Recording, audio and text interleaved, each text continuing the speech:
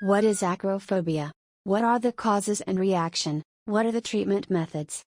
Let's learn more about it. Subscribe for more informative videos. Click like button if you like the video.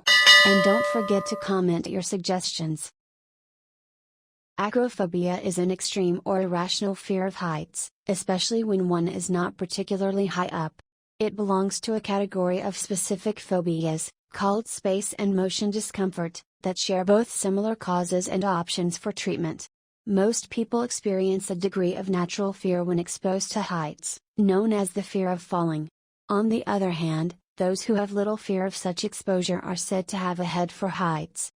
People with acrophobia can experience a panic attack in high places and become too agitated to get themselves down safely.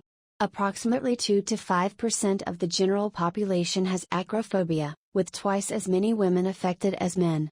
The term is from the Greek akron, meaning peak, summit, edge, and phobos means fear. Acrophobia has been attributed, like other phobias, to conditioning or a traumatic experience. Recent studies have cast doubt on this explanation.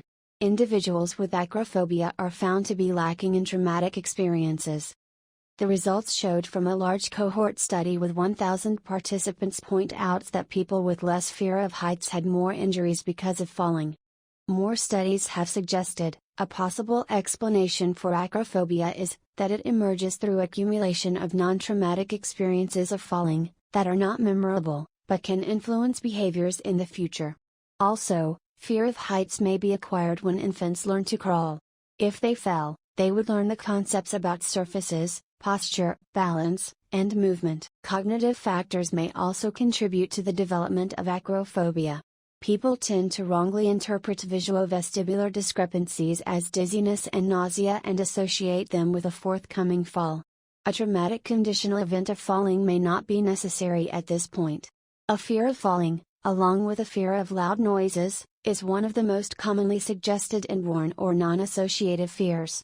Vertigo is often used, incorrectly, to describe a fear of heights, but it is more accurately a spinning sensation that occurs when one is not actually spinning. Traditional treatment of phobias is still in use. Its underlying theory states that, phobic anxiety is conditioned and triggered by a conditional stimulus.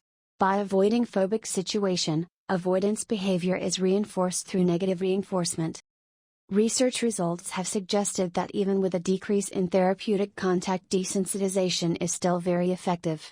Treatments like reinforced practice and self-efficacy treatments also emerged. There have been a number of studies into using virtual reality therapy for acrophobia. Botea and colleagues and Schneider were the first to use VR in treatment. In the Alfred Hitchcock film Vertigo, John Scotty Ferguson, played by James Stewart, has to resign from the police force after an incident which causes him to develop both acrophobia and vertigo. The word vertigo is only mentioned once, while acrophobia is mentioned several times.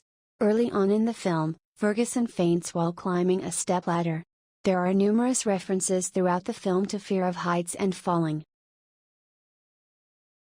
Thank you for watching.